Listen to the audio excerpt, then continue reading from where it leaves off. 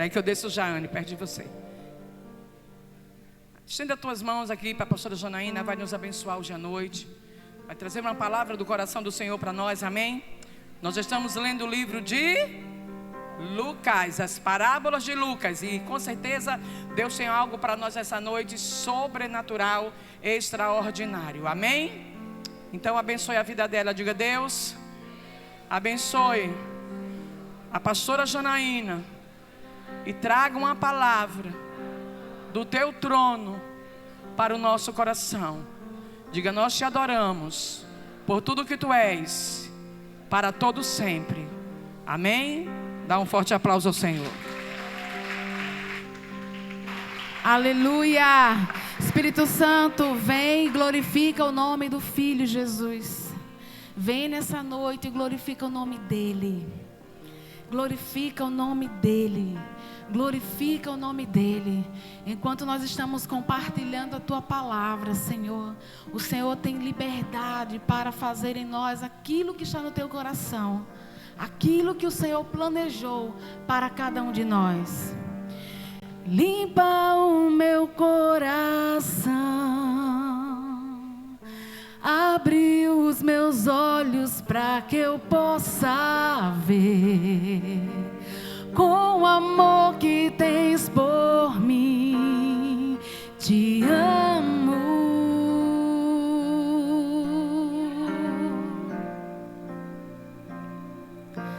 Quero ser igual a ti. Tudo que sou é para o teu louvor, pois contigo vou viver para sempre. Hosana, Hosana, Hosana nas alturas. Hosana, Hosana, Hosana nas alturas.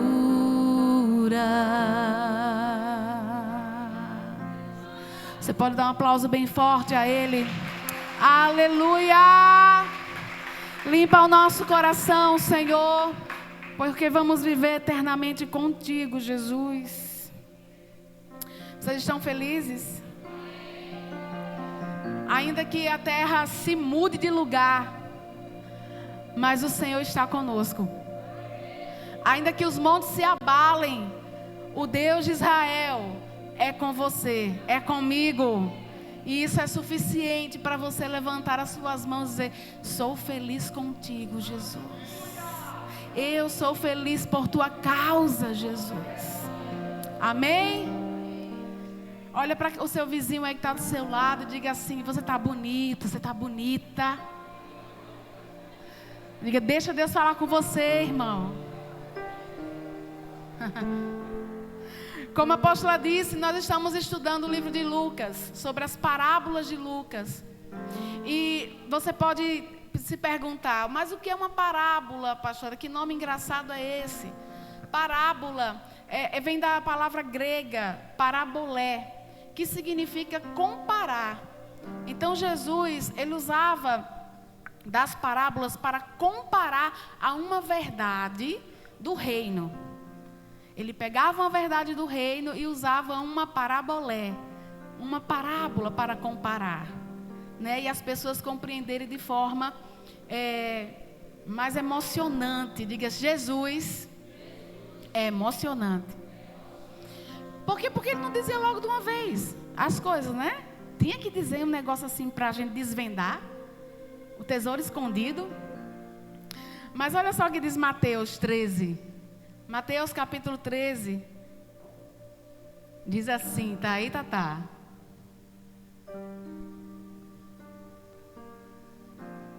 Jesus falou todas essas coisas à multidão por parábolas. Nada lhes dizia sem usar alguma parábola, cumprindo-se assim o que fora dito pelo profeta: abrirei minha boca em parábolas, proclamarei coisas ocultas desde a criação do mundo. Mas é interessante que Jesus falava com parábola com a multidão, como a gente leu. Mas ele revelava aos seus discípulos. E é quando os discípulos se aproximavam e diziam: mas o que o Senhor quis dizer com aquilo? E ele revelava o que aquilo significava. Sabe por quê? Porque Jesus, ele não ia entregar aquilo que é tão precioso para quem não tem interesse. Por isso ele usava as parábolas. E ele colocava em nós um interesse, coloca no discípulo o interesse de buscar o entendimento da palavra, porque a sua palavra é preciosa. E hoje nós vamos aprender mais um pouco sobre outra parábola, que é sobre o banquete, o grande banquete, que está lá em Lucas, capítulo 14, as lições desse grande banquete. Você pode abrir comigo sua Bíblia? Tem Bíblia aí? Tem crente? Tem crente aí? Abra aí, meu irmão, sua espada. Lucas, capítulo 14. Diz assim, no verso 15 ao 35. Ao ouvir isso, um dos que estavam à mesa com Jesus disse-lhe: feliz será aquele que comer no banquete do reino de Deus. Olha, feliz será aquele. Jesus respondeu: certo homem estava preparando um grande banquete e convidou muitas pessoas. Na hora de começar, enviou seu servo para dizer aos que haviam sido convidados: venham, pois tudo já está pronto. Mas eles começaram um por um a apresentar desculpas. O primeiro disse: acabei de comprar uma propriedade e preciso ir lá ver. Por favor, me desculpe. Outro disse: acabei de comprar 5 juntas de bois e estou indo experimentá-las. Por favor, me desculpe. Ainda outro disse: acabo de me casar, por isso eu não vou poder ir. O servo voltou e relatou isso a seu senhor. Então o dono da casa ficou irado e ordenou ao seu servo: vá rapidamente para as ruas e becos da cidade e traga os pobres, os aleijados, os cegos e os mancos. Disse o servo: o que o Senhor ordenou foi feito e ainda há lugar. Então o Senhor disse ao servo: vá pelos caminhos e valados e obriga-os a entrar, para que a minha casa fique cheia. Eu lhes digo, nenhum daqueles que foram convidados provará do meu banquete. Uma grande multidão ia acompanhando Jesus. E ele, voltando para ela, disse: se alguém vem a mim e ama seu pai, sua mãe, sua mulher, seus filhos, seus irmãos e irmãs, e até a sua própria vida, mais do que a mim, não pode ser meu discípulo. E aquele que não carrega a sua cruz e não me segue, não pode ser meu discípulo. Qual de vocês, se quiser construir uma torre, primeiro não se assenta e calcula o preço, para ver se tem dinheiro suficiente para comprá-la? Pois se lançar o alicerce e não for capaz de terminá-la, todos os que a virem rirão dele, dizendo: este homem começou a construir algo e não foi capaz de terminar. Ou qual é o rei que, pretendendo sair à guerra contra outro rei, primeiro não se assenta e pensa se com 10.000 homens é capaz de enfrentar aquele que vem contra ele com 20.000? Se não for capaz de enviará uma delegação, enquanto o outro ainda está longe, pedirá um acordo de paz. Da mesma forma, qualquer de vocês que não renunciar a tudo o que possui, não pode ser meu discípulo. O sal é bom, mas se ele perder o sabor, como restaurá-lo? Não serve nem para o solo, nem para o adubo, é jogado fora. Aquele que tem ouvidos para ouvir, ouça. Nós percebemos aqui, amados, que essa parábola ela se trata de algo que aponta para o fim. Tudo que Jesus falou dessa parábola tem a ver com o tempo do fim, com os últimos dias, com o grande banquete, quando Jesus voltar e preparar. Vocês estão vendo essa mesa linda? Gente, eu cheguei aqui, eu estava falando, mas de repente eu lembrei. Que mesa linda! Você pode dar um aplauso ao Senhor pelas pessoas que... por aqueles que têm esse dom. Que mesa linda. Então imagina que nós estamos aqui olhando essa mesa belíssima. Porém há um banquete sendo preparado para as bodas do Cordeiro. Há um banquete sendo preparado pelo Senhor. E com certeza esse banquete vai se superar todas as nossas expectativas. Porque não é preparado por mão de homens, é preparado por Ele. Amém? Então Jesus está falando dessa parábola que aponta para o fim. E ele está dizendo que aquele homem, convidou, né, pessoas muito com antecedência para estar no banquete com ele, para estar naquele jantar. E de repente o pessoal começou a dar desculpa. Não vai dar certo, não vou poder ir. E aquele homem ficou muito irado, com raiva, porque os seus convidados começaram a se dar desculpa e o banquete que ele preparou não tinha ninguém mais para usufruir dele. E aquele homem começa a dizer, vai por tudo quanto é canto, né? Lucas 14, 21, ele vai dizendo, vá para as ruas, becos da cidade, traga os pobres, aleijados, os cegos, os mancos. Por quê? Porque os convidados daquele homem tinham rejeitado participar do banquete. Mas o que isso quer dizer? Olha só, lembra que a gente está vendo um contexto aqui cultural também, tá? O que isso quer dizer para naquela época? Naquela época, dentro da cultura até da região da Palestina, se você tivesse que fazer um convite para alguém, um convite especial, você falava com antecedência. E aquelas pessoas eram um desrespeito, eles falarem, sim, eu vou. E no dia, eles não comparecerem. Era como se fosse uma desfeita muito grande. Mas havia uma cultura que, quando a pessoa dizia assim, sim, eu vou. Aí o convite tinha o horário, tinha o dia que ia ser feito o banquete, a festa, mas não tinha o horário. Por quê? Porque aquela pessoa teria que estar preparada para o horário. E quando chegava o horário, a gente acabou de ler isso, aquele que preparou o banquete disse, vai agora, vai lá, e convida todo mundo para vir que já está pronto. E aí os servos daquela pessoa saíam e ia dizer, ó, já está pronto, está na hora, podem vir todo mundo. E quando aconteceu isso, começou a chamar e o povo começou a dar desculpas, dizendo que não ia mais. E aí, pastora, mas como assim, pastora? Nessa parábola, o anfitrião é Deus. Os convidados que aquele homem estava relatando ali, daquele homem, Jesus estava relatando daquele homem, são os judeus. E aí, era isso que Jesus estava dizendo, olha, o anfitrião é Deus desse banquete, os judeus foram esses que eu convidei com antecedência. Com antecedência, desde a época da lei, os judeus foram convidados para estar com o Senhor. E de repente, quando Jesus chega, Jesus é o ápice da festa. E de repente, quando Jesus chega, é quando o banquete vai estar pronto. E de repente, esses judeus começaram a dar desculpas. E é disso que se trata. Aqueles que foram recolhidos do caminho, aleijados, mancos, nos becos, fala de todos os pecadores, publicanos, todos aqueles que eram cobradores de impostos, pecadores, que aceitaram a palavra de Jesus e quiseram comer com Jesus. E ainda fala daqueles ali que ainda tem espaço, o servo disse, ainda tem espaço, ainda falta. E ele fala, vá, continue indo, para que a minha casa esteja cheia.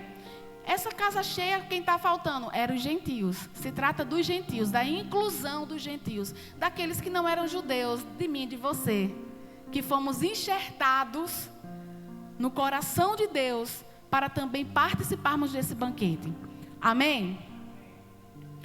Mas olha, você pode perceber que aquelas pessoas deram desculpas. E as desculpas foram, comprei uma propriedade, não vou poder ir não, tenho tanta coisa para resolver.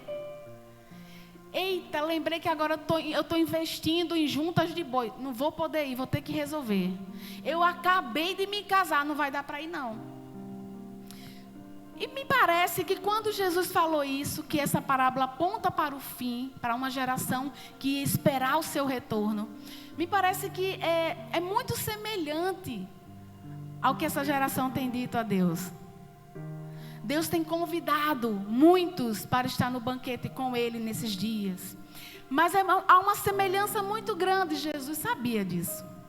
Muitos hoje nessa geração estão dizendo, ah não, eu comprei coisas, eu estou envolvido com faculdade, eu estou ocupado com a minha carreira, eu estou investindo em coisas, não vou poder me atrapalhar não. Ah, eu acabei de casar e agora eu vou ter que cuidar das coisas da minha casa, das coisas da minha vida. Você concorda comigo? É muita semelhança.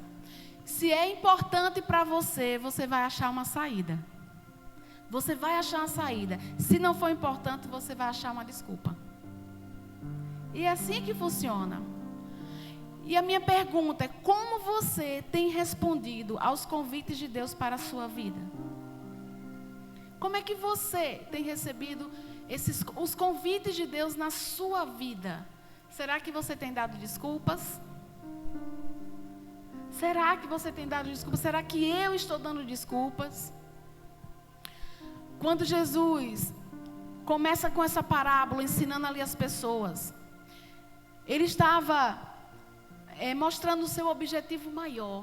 Que objetivo maior é esse, pastora? De nos levar a uma vida de plenitude e desfrutar da sua presença. É tanto que ele fala assim: feliz é aquele que vai sentar, que vai usufruir, que vai viver comigo desse banquete. Feliz. Então, tudo que Jesus estava dizendo ali é que a sua presença é tudo que nós precisamos. Desfrutar da sua companhia, desfrutar da vida com Ele, para Ele. E sobre isso eu queria colocar aqui 4 pontos para a gente aprender com essas lições, com as lições do banquete. O primeiro ponto é: aceite o convite de Deus com prioridade. Aceite como prioridade. Se alguém vem a mim e ama o seu pai, sua mãe, sua mulher, seus filhos, seus irmãos, suas irmãs, até a própria vida mais do que a mim, não pode ser meu discípulo. Percebe que Jesus diz uma parábola que aponta para o fim, fala qual é a realidade desse fim, como é o comportamento das pessoas desse fim, como é que tudo vai se dar nesse fim, mas depois ele nos dá uma dica de como se preparar. Porque parece que isso não tem nada a ver com a parábola, mas está emendado. Jesus encerra mais ou menos a parábola e emenda com essa conversa. É como se ele dissesse: olha, está vendo isso aqui, mas eu vou te dar uma fórmula, uma maneira de você se preparar para que você esteja no banquete comigo. E aí ele começa esse assunto. Se alguém vem a mim e ama o pai, a mãe, os irmãos, olha que ele toca em coisas importantes da nossa vida. Ele toca naquilo que é crucial para nós. Ele fala de irmão, de irmã, de pai, de mãe, e fala da própria vida, nossa própria vida. Ele diz: se você amar tudo isso, todas essas pessoas, mais do que ama a mim, você não pode ser meu discípulo. Não existe, amados, nenhuma outra prioridade mais importante na minha vida e na sua vida do que colocarmos a vontade de Deus acima da nossa vontade. Quando nós colocamos a vontade de Deus acima da nossa vontade, Ele nos capacita até usufruir daquilo que nós nem imaginamos. Salomão teve uma chance grandiosa que talvez se eu e você tivéssemos, nós falharíamos. Deus disse: Salomão, me pede o que você quiser. Peça aí, o que você quiser. Estou lhe dando a chance. E Salomão acho que respirou fundo e disse: se eu pedir qualquer coisa e não tiver o Senhor me aconselhando, de nada vai adiantar. E aí Salomão disse: eu quero sabedoria. Porque, amado, sabedoria é o próprio Deus. Os conselhos do Senhor, da boca do Senhor, está na presença dEle. A presença dEle é ter os seus conselhos. Então, entenda que Salomão escolheu estar com Ele, ouvindo seus conselhos, a sua sabedoria, para não falhar na missão que Deus tinha dado a ele. Vocês estão entendendo? Então não existe prioridade nenhuma é maior do que fazer a vontade de Deus. O próprio Jesus nos disse: Pai, que não seja feita a minha, mas seja feita a tua vontade. Então você tem buscado satisfazer a vontade de Deus? Lembra que Jesus está às portas, amados. Jesus vai voltar. Ele vai voltar. E como é que você tem se comportado com esse convite do grande banquete? Esse grande banquete é um convite para todos. Você tem colocado esse convite como prioridade? Ah, pastora, mas eu já aceitei a Jesus. Amados, a salvação é apenas, não que é pouca coisa, né?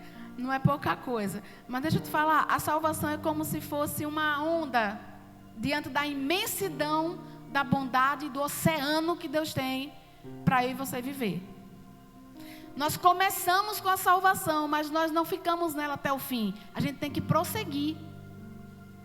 A gente tem que avançar e crescer e amadurecer em Deus. Deus te convidou para um grande banquete. A segunda coisa é decida seguir Jesus Cristo e consagrar sua vida. Lucas 14, 27 diz: aquele que não carrega a sua cruz e não me segue, não pode ser meu discípulo. Olha que coisa interessante. Jesus está falando isso antes de ir para a cruz. Jesus está dando um ensinamento para aqueles discípulos ali antes de passar pela cruz. Se ele tivesse dito isso depois, faria mais sentido para ele. Sim ou não? Sim ou não? Mas ele falou disso antes da sua crucificação. Antes da sua crucificação, ele disse: quer se preparar para o grande dia? Quer se preparar para o dia que eu vou vir e vou cear com a minha noiva? Você quer se preparar para o banquete? Porque ninguém é convidado para um banquete real e vai de qualquer jeito. Exige uma preparação. Você quer se preparar? Então olha aqui: aquele que não carrega a sua cruz e não me segue, não pode ser meu discípulo. Então nós precisamos nos consagrar diariamente e absolutamente, se quisermos seguir Jesus. Ai, pastor, isso é muito forte, mas é a Bíblia. A Bíblia não foi escrita, por isso que muita gente está querendo reinventar, reescrever a Bíblia. Porque a Bíblia não foi escrita para massagear o nosso ego, não. A Bíblia ela não foi escrita para nos colocar no braço e ficar nos balançando como se Nina bebê.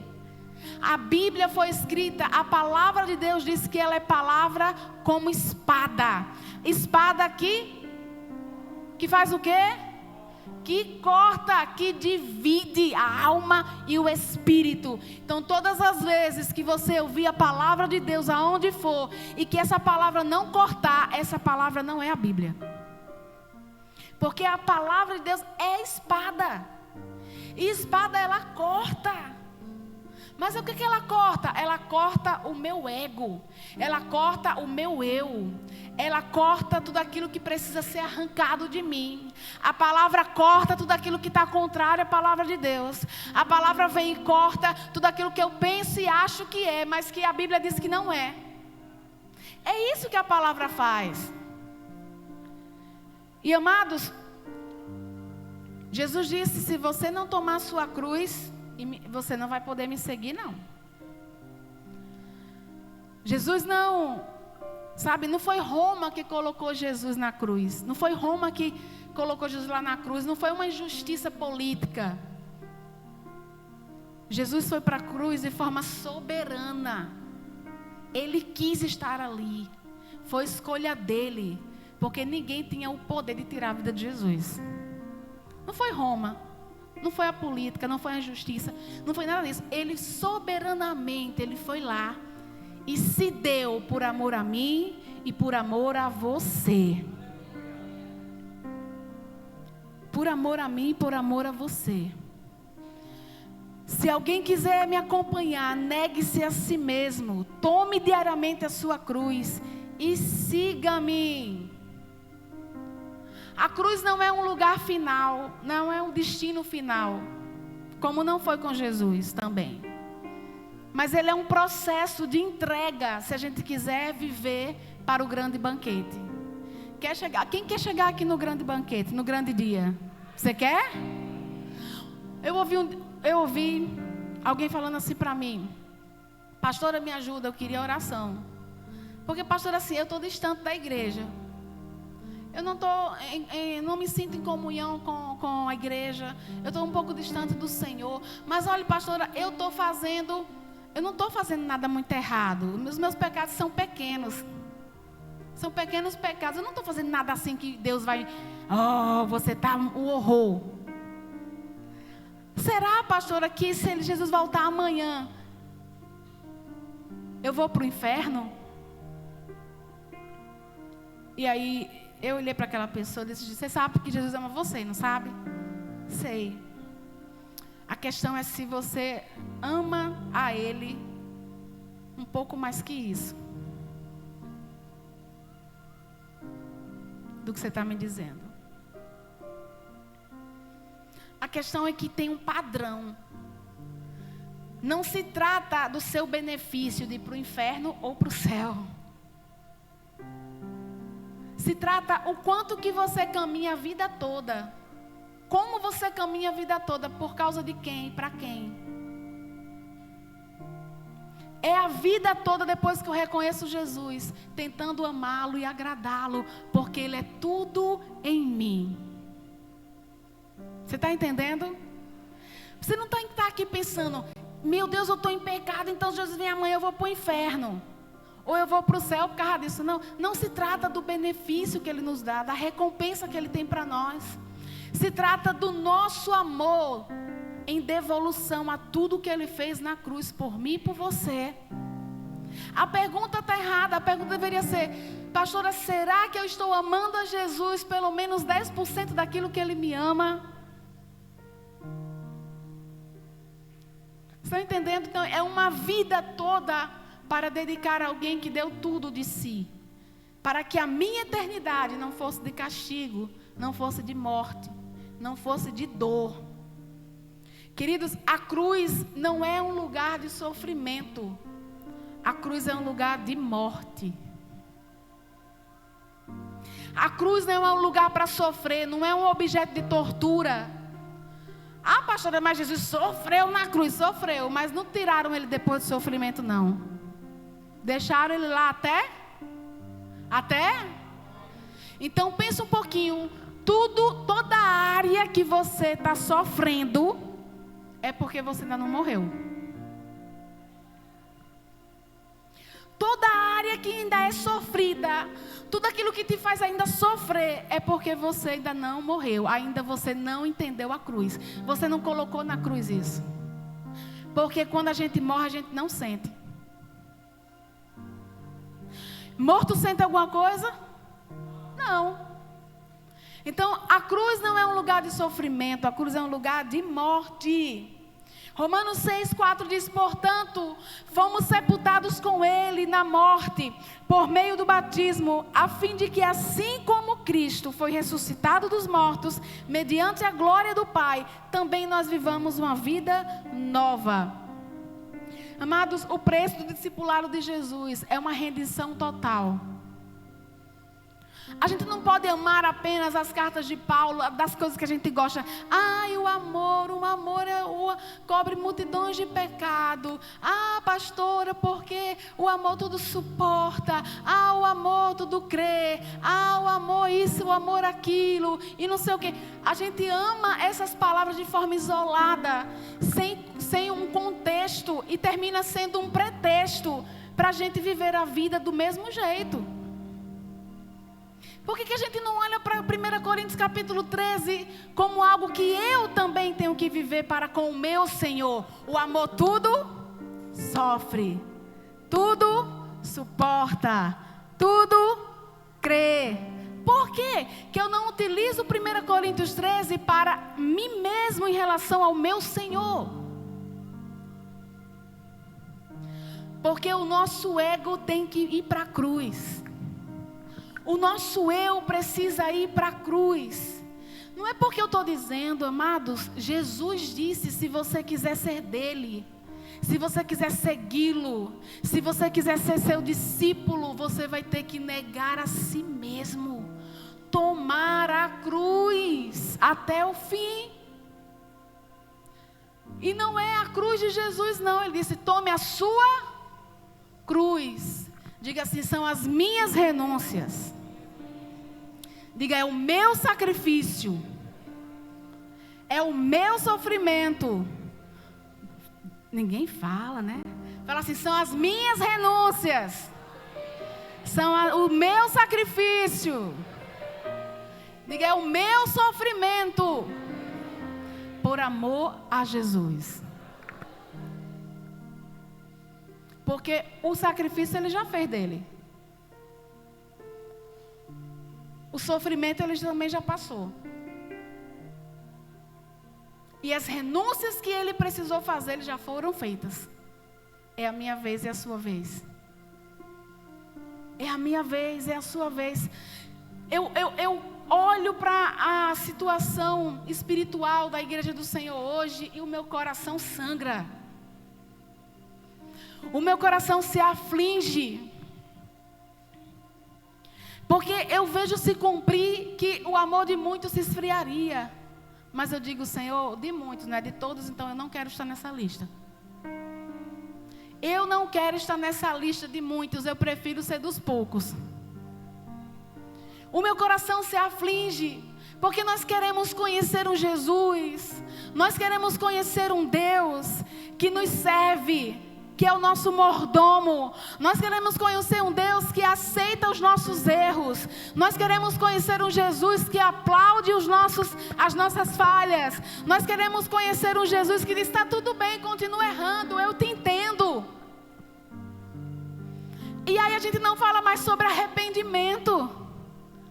Amados, Romanos capítulo 3, o verso 23 diz que todos pecaram, todos, e fomos destituídos da glória de Deus. A gente não fala mais sobre arrependimento. Por quê? Porque fere, porque magoa. Ei, pecado. O pecado entrou por Adão e até hoje faz desgraça. Os visíveis e os invisíveis. A gente às vezes pensa que olha para o pecado, só olha aqueles pecados bem feio. A gente coleciona pecadinhos. E fica de boa, viu? Vem para a igreja de boas. Sabe por quê? Porque quando a gente escuta a palavra, ela não está cortando. Se a gente escuta, se a gente ouve a palavra, por isso que o final dessa palavra de Jesus, ele disse: quem tem ouvidos para ouvir, ouça. Porque tem gente que tem ouvido só para escutar. Ouvir é colocar atenção. A gente não fala sobre arrependimento, a gente não fala sobre um Jesus que está voltando. A gente não discute sobre o plano da salvação. Queridos, o jardim foi feito para eu e você desfrutar. O jardim do Éden lá atrás. Mas quando o homem falhou, a gente ficou separado de Deus. A gente não podia chegar mais a Deus, perto de Deus. Porque Ele é santo, perfeitamente santo. E Deus pensou numa forma de nos colocar de novo no coração dEle. E essa forma não foi simples. Essa forma foi dando o seu próprio Filho. João capítulo 14, no verso 6, Jesus diz: eu sou o caminho, a verdade e a vida. Ninguém vem ao Pai a não ser por mim. Então, foi dando o seu próprio Filho ali na cruz, sofrendo, padecendo, para que eu e você pudéssemos ter de novo comunhão com o Pai. Pudéssemos ter de novo um jardim. Mas às vezes, sabe o que a gente está preocupado? A gente está preocupado com as frutas do jardim, com as coisas do jardim, com as belezas do jardim, menos com a comunhão do Pai. Sem a comunhão com Deus, Nada do jardim é belo, nada presta. Porque quando o homem quebrou ali esse laço de intimidade, tudo no jardim parecia não valer mais a pena, porque ele foi expulso. Você quer as coisas do jardim? Ou você quer o dono do jardim? Sem a comunhão com Deus, sem intimidade com Deus, você não vai viver a eternidade com Ele, não. A gente vai viver a eternidade sem Ele. A gente precisa pensar sobre isso, igreja amada do Senhor. E eu estou dizendo essa palavra que é dura para mim, dura para você, porque alguém tem que dizer. Porque é a palavra dEle. Para que haja um conserto no nosso caminho. A igreja precisa voltar a olhar para Jesus, a olhar para o Senhor e dizer como Cantares, está lá escrito: até a minha carne se estremece quando eu percebo a tua presença. A minha carne desfalece quando o Senhor se aproxima. A gente precisa, queridos. Terceiro ponto, prepare-se para ter um encontro com Deus. Lucas capítulo 14, verso 28 diz: qual de vocês, se quiser construir uma torre, primeiro não se assenta e calcula o preço para ver se tem dinheiro suficiente para completá-la? A igreja está construindo a vida no alicerce errado. Parece que tem a ver isso que Jesus está dizendo aqui, junto com o discipulado. Parece que não tem nada a ver. Mas tem. Ele está dizendo: olha, preste atenção bem direitinho se você quer ser meu discípulo mesmo. Para você não construir num fundamento errado. Para você não construir num alicerce errado. Porque o alicerce de você está em propriedade, em bois, em juntas, em coisas, em casamento e etc. Em tudo que a vida pode dar. Esse é o alicerce de vocês, mas esse alicerce é errado. Esse fundamento é errado. A gente não pode viver a vida como se a nossa existência terrena fosse tudo o que está reservado para nós. Não somos seres terrenos tendo experiência espiritual. Nós somos seres espirituais tendo uma experiência terrena. Quantos aqui gostam de planejar o futuro? Planejamento para a vida. Eu gosto de anotar o que eu quero fazer, o que eu quero ser, o que eu quero viver. E por que a gente não faz planejamento sobre a eternidade? Com os olhos na eternidade. Por que a gente não planeja a nossa vida de acordo com a eternidade?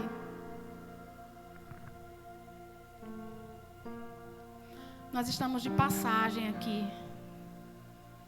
Você entende isso? Você entende isso? Nós estamos de passagem. O nosso planejamento de vida tinha que ser de acordo com a eternidade.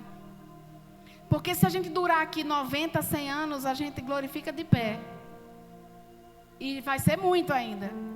Mas a eternidade, você tem como calcular os anos? Não dá. E a gente não planeja olhando para a eternidade.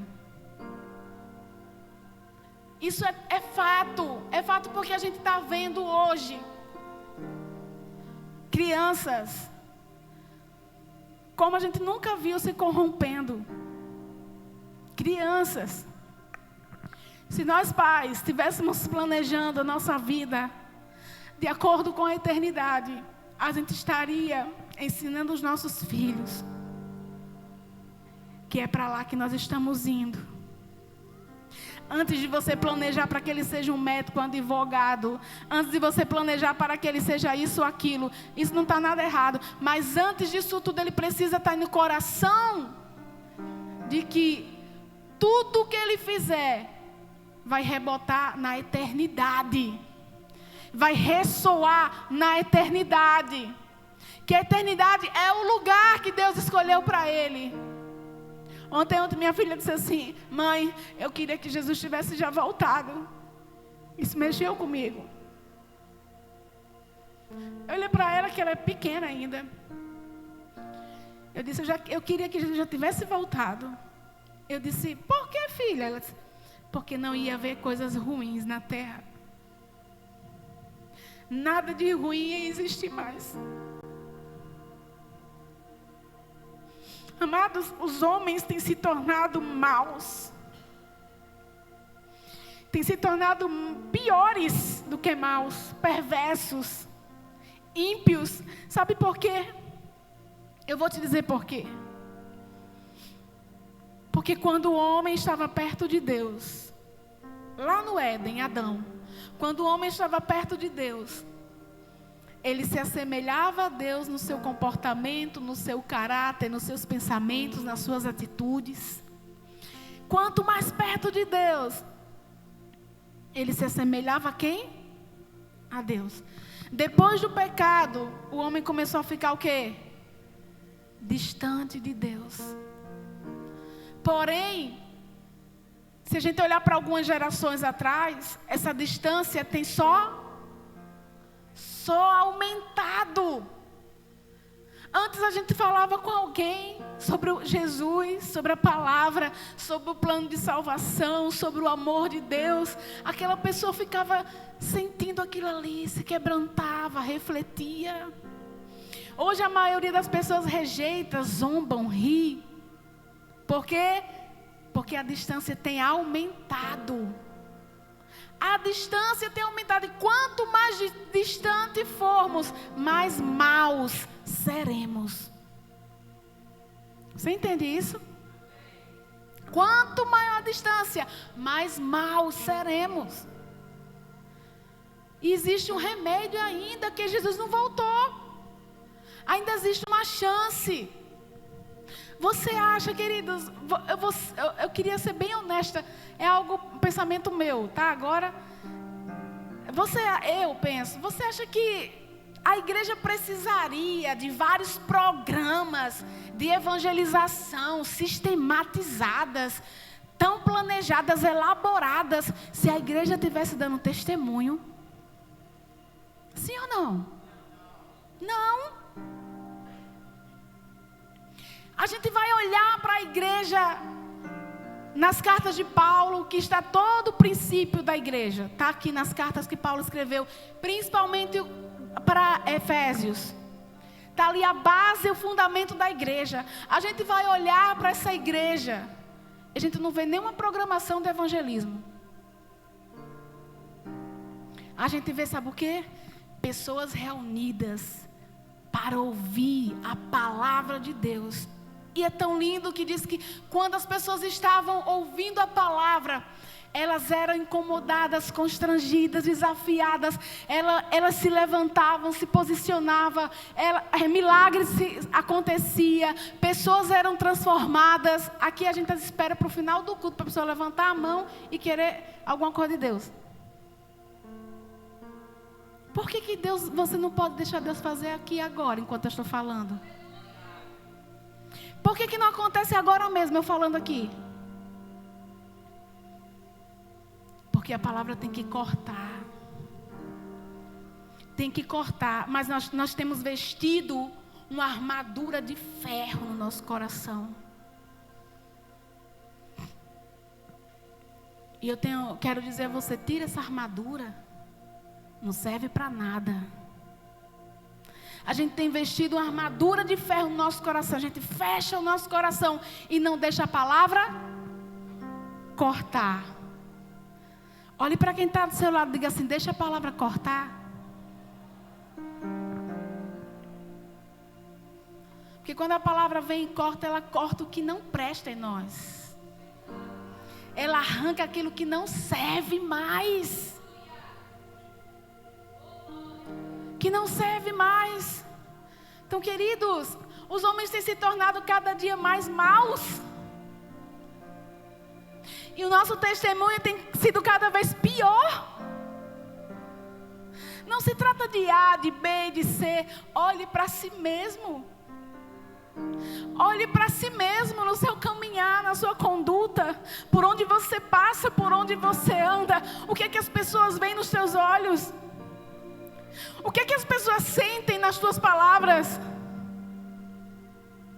Mas a gente abre a boca e diz: eu sou da igreja.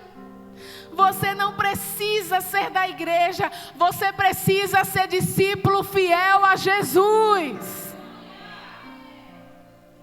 Porque a igreja não transforma. A igreja a gente reúne em comunhão um povo que está querendo a mesma pessoa. Então não é você vir no domingo e dizer a semana toda para na faculdade, no trabalho, que você é da igreja. É você poder olhar para as pessoas com quem você convive e ter uma palavra de Deus na sua boca. Uma palavra de conhecimento, de discernimento. Sabe, você chegar no seu trabalho e olhar para quem trabalha do seu lado e dizer: Deus tem algo para você, eu posso orar com você? E deixar um texto da Bíblia. Porque a palavra corta e ela faz o que foi destinada. Então é o testemunho, queridos. O quarto ponto fala de cumprir o propósito. Se Deus te convidou para esse grande banquete, a gente precisa cumprir o propósito na terra. O sal é bom, mas se ele perder o sabor, como restaurá-lo? Não serve para nada. Amados, a gente não pode ter só a expectativa de Jesus voltar, mas enquanto ele não vem, a gente precisa fazer o que ele quer que a gente faça. Sabe? Porque ele vai voltar. Você crê? Você crê? Eu lembro que quando o Nelsinho cantou aqui, como é? O rei está voltando, o rei está voltando. Quando eu ouvi essa música, eu era adolescente, eu acho, a igreja chorava, as pessoas se derramavam, porque elas viviam como se Jesus voltasse a cada dia. Nós temos vivido dizendo: Senhor, não volte amanhã não, que eu tenho um monte de coisa para fazer. Não, Senhor, demore mais uns 10 anos que eu quero ver minha filha casar. Meu Deus! Então, as músicas que falam: Senhor, vem, o Senhor está voltando, não nos mexe, não nos toca. Ah, queridos, a gente precisa sair de um lugar onde a palavra de Deus é exposta e sair arrasado, no bom sentido. Sabe, para mim, qual é a melhor reunião que eu vou, o melhor culto, digamos assim, que eu vou, é quando eu saio dali moída. Porque eu sei que a palavra mexeu e cortou em mim. E eu saio refletindo, eu tenho que mudar, eu tenho que mudar. Porque essa reunião, esse lugar, não é um lugar para entretenimento. Para isso a gente tem outras coisas. Esse lugar aqui não é um lugar para a gente estar rindo à toa, porque para isso a gente vai no show de comédia. Esse lugar aqui é um lugar onde a gente tem que ouvir a palavra de Deus e se deixar ser transformada por essa palavra. Amados, a igreja de antes nem louvor tinha. Hoje as pessoas pensam que tem que ter o louvor, que é para isso e aquilo, para as pessoas se preparar para não sei o que mais lá, para não sei o que mais lá. Ah, tem que ter alguém falando isso, tem que ter alguém falando aquilo. A igreja de antes tinha a palavra, o ensino da palavra por horas. E tudo que as pessoas queriam era aprender daquele que um dia voltaria para resgatá-los.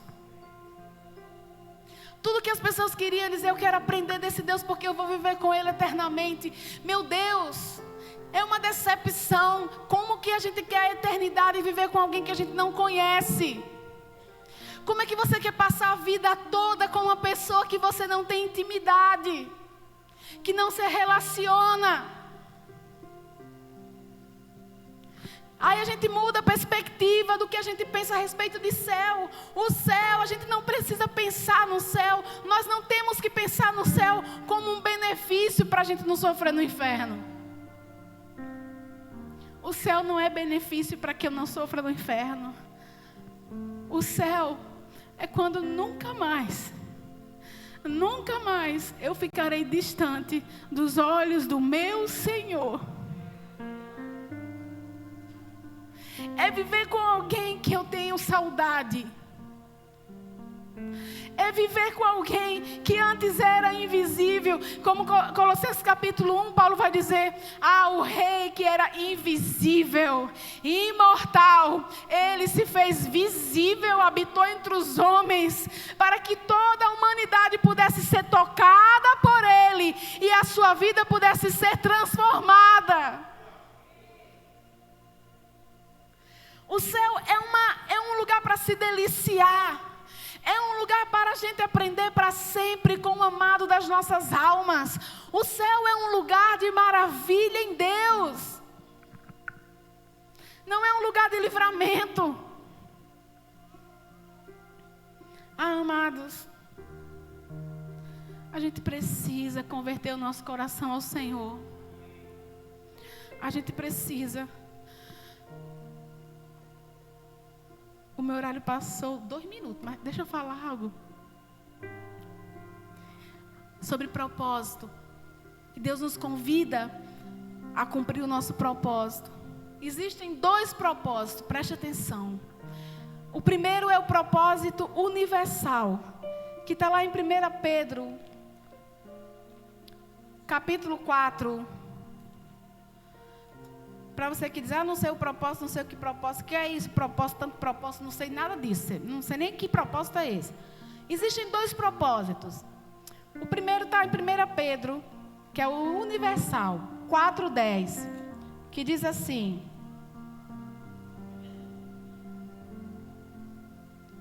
cada um exerça o dom que recebeu para servir os outros, administrando fielmente a graça de Deus em suas múltiplas formas. Esse é o propósito universal. Cada um faça o quê? Exerça o dom que recebeu para servir aos outros, revelando a múltipla graça de Deus. E o segundo é o propósito individualizado, individual. Quando eu executo o primeiro propósito, eu descubro o segundo. Se Deus nos confiou algo que é coletivo e global e a gente não está fazendo, quando eu cumpro o primeiro, quando eu estou executando o primeiro, o segundo vai sendo revelado. Jesus fala aqui que o sal, alguém já comeu comida sem sal? 100% sem sal, já comeu? É bom? É horrível. Sabe por quê? Porque o sal, o propósito do sal é revelar o sabor da comida. O sal tem um propósito. Qual é? Revelar o sabor da comida. Então Jesus está dizendo, se o sal perder o sabor, de nada presta. Ou seja, o seu propósito vai revelar alguma coisa. Por isso que você precisa cumprir, até que ele venha. E talvez a sua vida está sem gosto, sem sabor, sem graça. Por quê? Por quê? Porque não está revelando o propósito.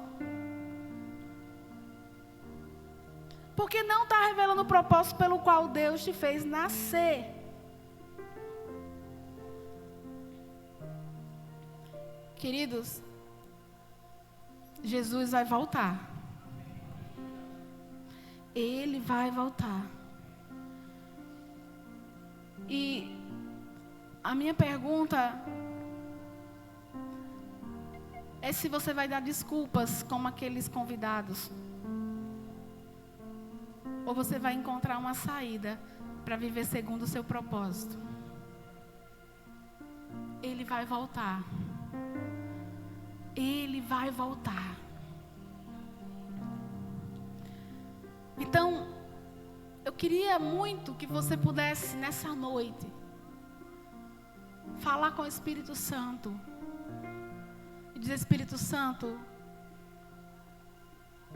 o que é que eu preciso mudar dentro de mim para que agrade a Deus?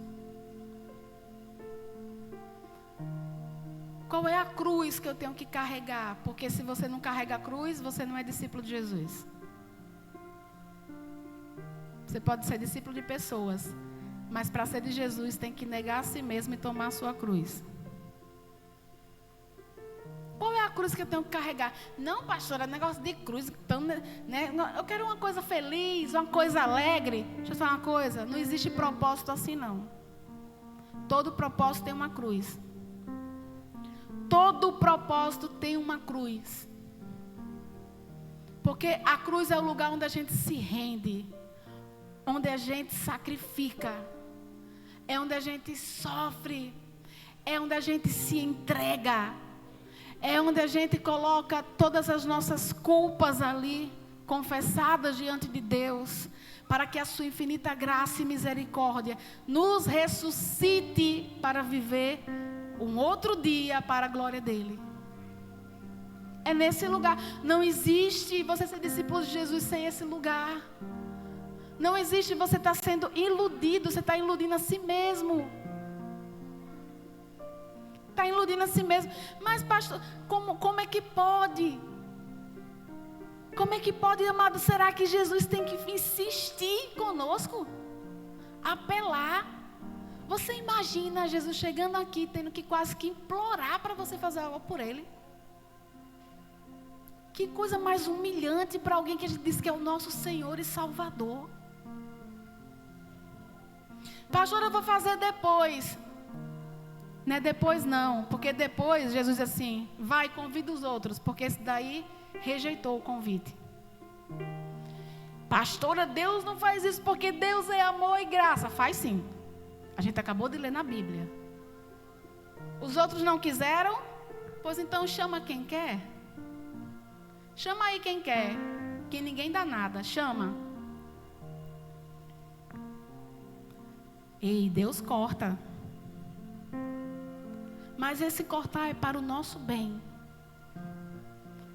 Quanto tempo Jesus vai ter que quase que... Jesus já falou, já lhe incomodou, já lhe comoveu, já lhe entristeceu. Deus já fez tudo. Deus já até desenhou. A gente vai dizer: não, Senhor, desenha para mim que eu não entendi não. Pronto. Tem gente que Deus já até desenhou. E o que é que falta para você decidir agora viver uma vida que realmente honre a Deus, que glorifique a Deus com um bom testemunho, vivendo um propósito, vivendo para Ele, servindo pessoas? Uma vida de humildade, uma vida segundo Jesus Cristo e não segundo os padrões desse mundo. Romanos capítulo 12 diz assim que a gente não deve se moldar aos padrões desse mundo. A gente deve transformá-lo pela renovação da nossa mente. Se você quer ficar dos dois lados, não dá, você vai ter que escolher um. Eu só te digo uma coisa, que a recompensa para você está reservada. Ah, tá. Se você fizer essa escolha, há uma recompensa reservada para você. E quando o grande dia chegar, e quando Jesus voltar, Ele vai olhar para você e vai dizer: entra para o deleite do meu Pai, porque eu te conheço. Porque muitos vão dizer: eu expulsei demônios no teu nome, eu curei enfermos no teu nome, eu fiz grandes obras no teu nome. Jesus só não me conheceu. Fez tudo no meu nome, mas não me conheceu. Eu não conheço você. Entende que conhecer a Jesus, a comunhão, a intimidade, estar em intimidade com Jesus, é mais valioso do que expulsar demônio, curar enfermo. Porque Deus não enviou o seu Filho para isso, para esse fim.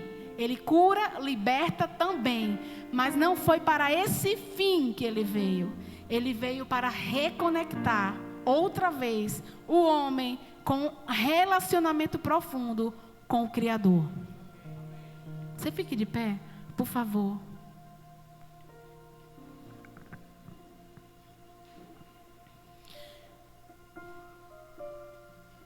Existe alguém aqui que entendeu e quer entregar sua vida a Jesus? Tem alguém que levanta sua mão aqui. Se você quer entregar a sua vida a Jesus, porque sem Ele você sabe que não é nada nem ninguém. Tem? Tem alguém aqui que... Não, eu vou me entregar a esse Deus que me chamou faz tempo, que me cerca. Eu vou entregar minha vida àquele que fez tudo por mim e que tem uma nova vida para mim. Alguém? E se você também, a palavra cortou em você, eu queria convidar você para vir aqui. Lembre que se você se envergonha dele, não espere outra coisa. Porque na vida são sementes que a gente lança. Sabe, se essa palavra cortou em você, vem aqui. Essa sua atitude não é para que todo mundo veja você aqui, não. Essa sua atitude é para que Deus olhe para você e diga: esse daí não se envergonha. Esse daí ele está disposto. Ele quer caminhar comigo naquilo que eu tenho projetado para ele. Alguém quer dizer sim para o propósito de Deus na sua vida? Alguém que sentiu essa palavra cortar em você, dizer: eu não vou viver uma vida de mesmice espiritual. Eu não vou viver uma vida de domingo na igreja. Eu não vou viver uma vida de 5, 8, 9, 10 anos na igreja, como se fosse só isso que Deus tem para mim. Não, Deus tem algo para você transformar, impactar, poder transbordar em outras pessoas. Amém? Amém? Vamos orar? Você que está aí, não fique assistindo nem olhando para mim. Vamos orar, porque o Espírito Santo faz coisas que homem nenhum faz. Dentro de nós. Dentro de nós. E você está aqui na frente, nem sabe quais são os planos que Ele tem a seu respeito, tão grandiosos. Você pode pensar: logo eu? Meu Deus, eu sou tão pequeno, tão falho. Será que Ele quer contar comigo? É com você mesmo. Amém? Você pode levantar a sua voz, igreja? A Ti, ó Deus, com meu viver, cantarei e contarei as Tuas obras, pois por Tuas mãos foram criadas terra, céu e mar e todo ser que nele está. Toda terra celebra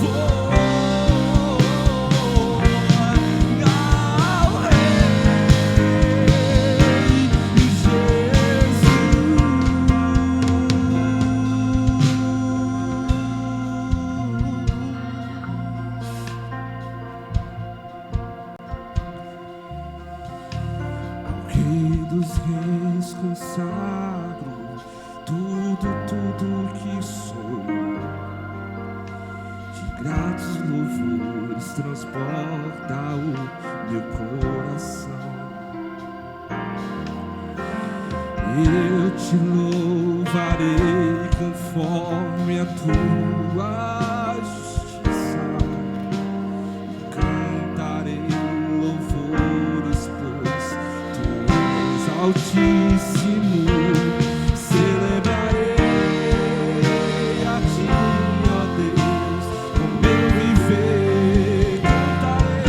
Cantarei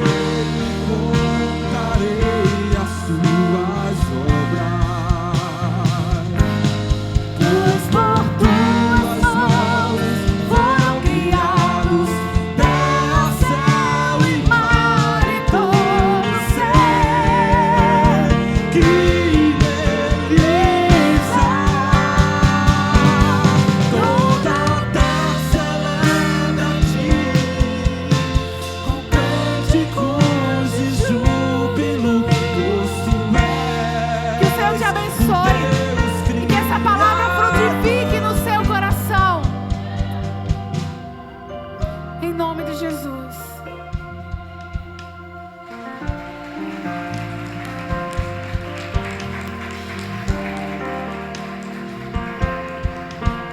A honra, a glória,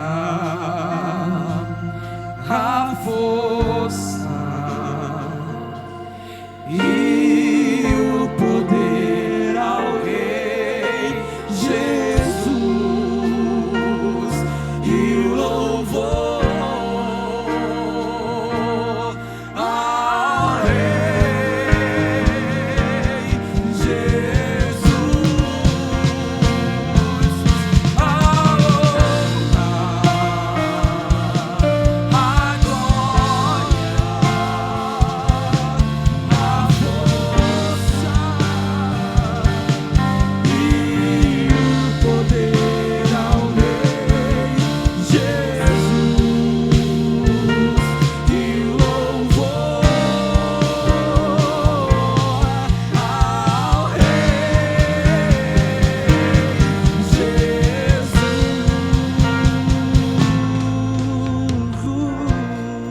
Porque eu recebi do Senhor o que também vos ensinei, assim disse Paulo, que o Senhor Jesus, na noite em que foi tirado, tomou o pão e, tendo graças, o partiu e disse: tomai, comei, isto é o meu corpo, que é partido por vós.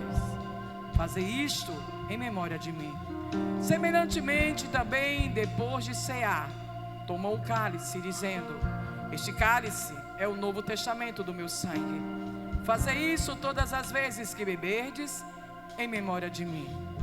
Porque todas as vezes que comerdes este pão e beberdes esse cálice, e anunciais a morte do Senhor, até que venha.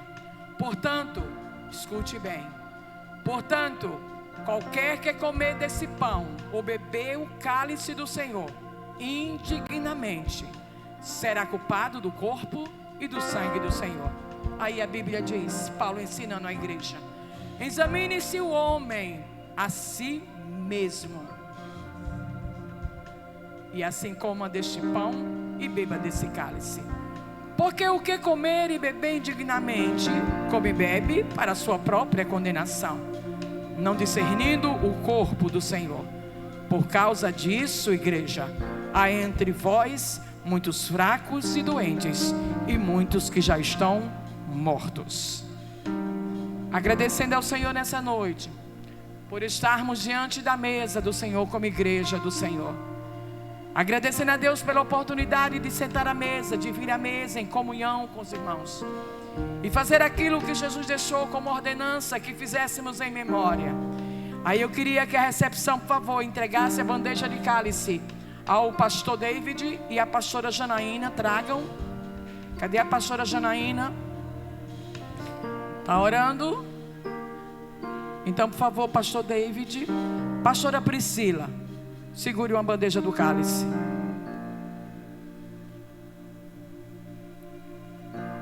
E pode ficar aqui na frente. E você vai sair do seu lugar. Eu queria que vocês cantassem a mesa. Fui convidado à mesa. Pode sair do seu lugar e vir pegar o cálice. Paguei minhas defesas e vim reconhecer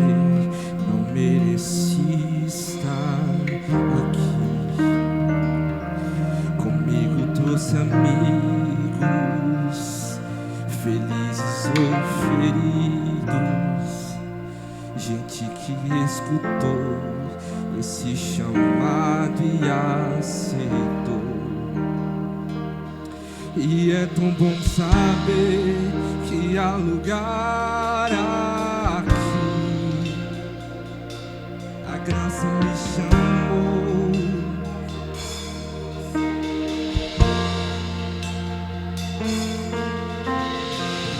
Há lugar na casa, há perdão na casa. Quando estamos juntos, nosso encontro é casa de Deus Pai. A esperança na casa, recomeço na casa. Reunidos nele, nosso encontro é casa de Deus Pai.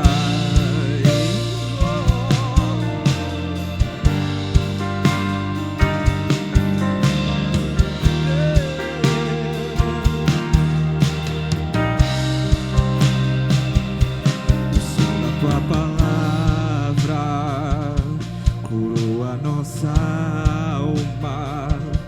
O Verbo nos salvou, da solidão nos resgatou. Quem falta pegar, É tão bom saber pode vir pegar. que estar aqui. A graça nos chamou pra mesa do Senhor. Há lugar na casa, há perdão na casa. Quando estamos juntos, nosso encontro é casa de Deus Pai. A esperança na casa, recomeço na casa. Reunidos nele, nosso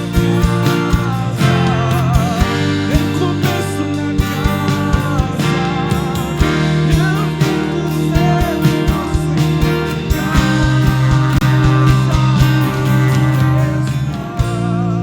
Você que está com o cálice na mão, eu quero que você saia do seu lugar agora. Troca o cálice com outro irmão. Sai do seu lugar, se move.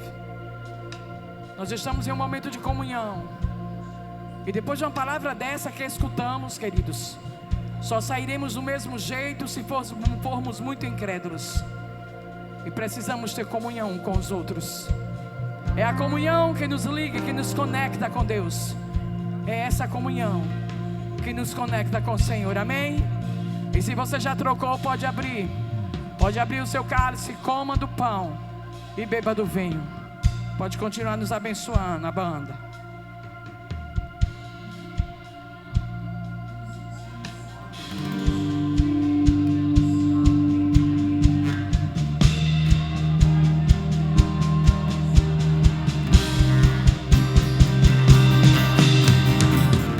Venham todos os filhos,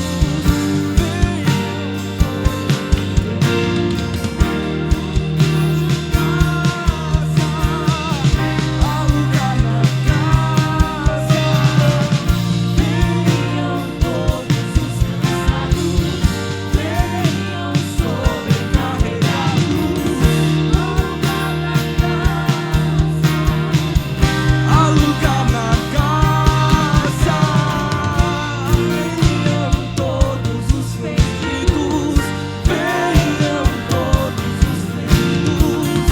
Há lugar na casa. Há lugar na casa. Lugar na casa. Há perdão na casa. Quando estamos juntos, nosso encontro é casa de Deus Pai. Você pode dar um forte aplauso a Ele?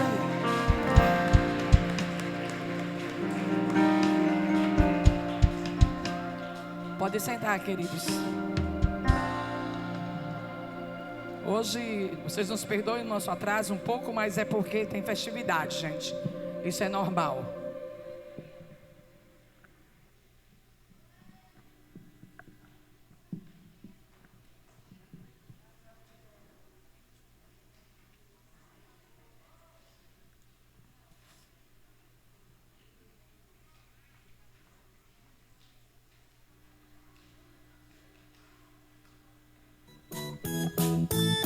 Essa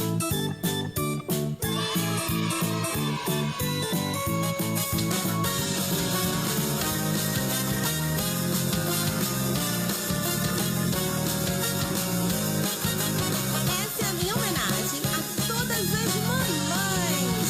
Mamães, vocês são os doces em nossas vidas. Tem cheirinho de chocolate até no fio do cabelo. Minha mãe é tão lindinha, está sempre arrumadinha, lembra até um cupcake. E que por fora é tão bonita e por dentro é um recheio que alegra minha vida. O amor da minha mãe. A minha mãe é doce, doce, doce, doce, doce. Um doce forma de mulher. A minha mãe é doce, doce, doce, doce, doce. Um doce forma de mulher.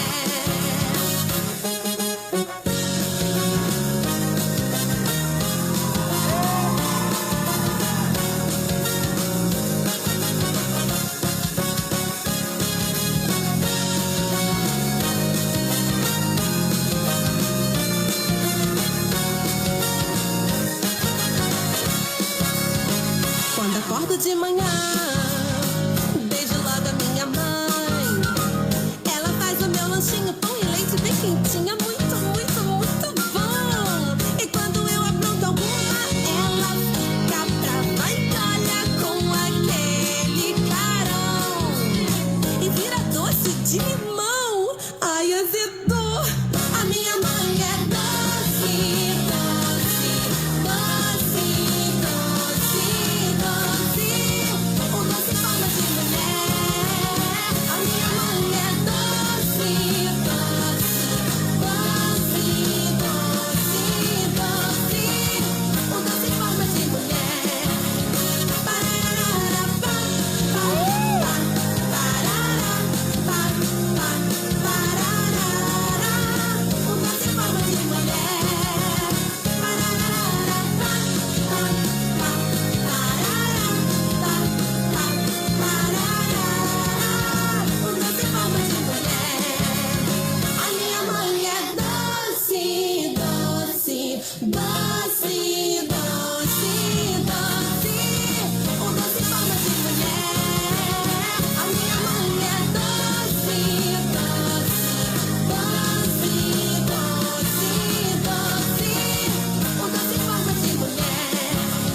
Parará, pá, pá, pá, parará, pá, pá, parará.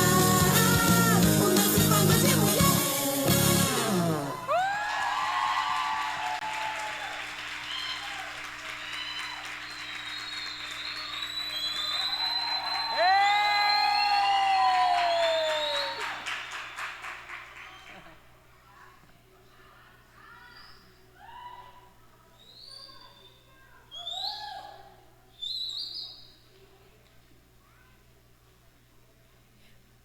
Aplaude ela, gente, aí.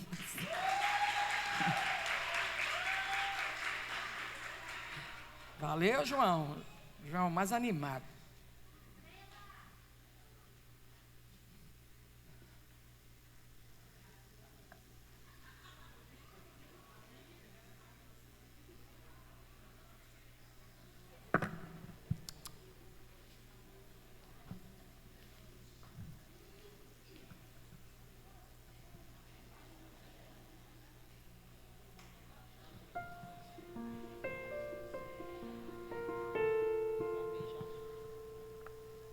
Mamãe, você é minha princesa. Mamãe, você é forte. Mamãe, você é poderosa. Mamãe, você é o meu amor. Mamãe, você é linda.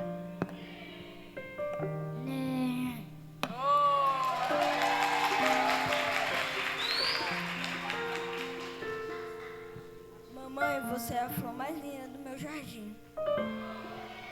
Mamãe, você é a estrela que mais brilha. Mamãe, você tem o sorriso mais lindo do mundo. Mamãe, você é minha heroína.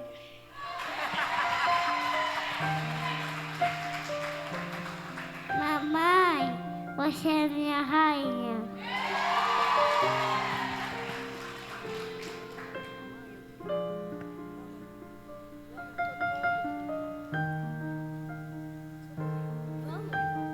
Mamãe, eu te amo.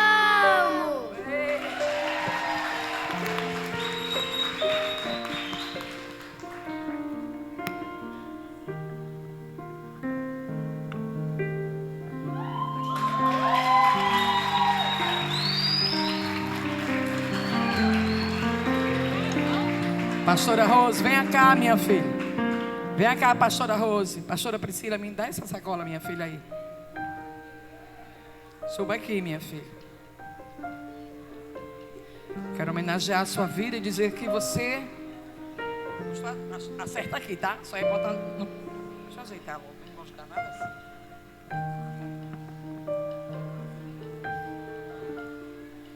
Amém, gente?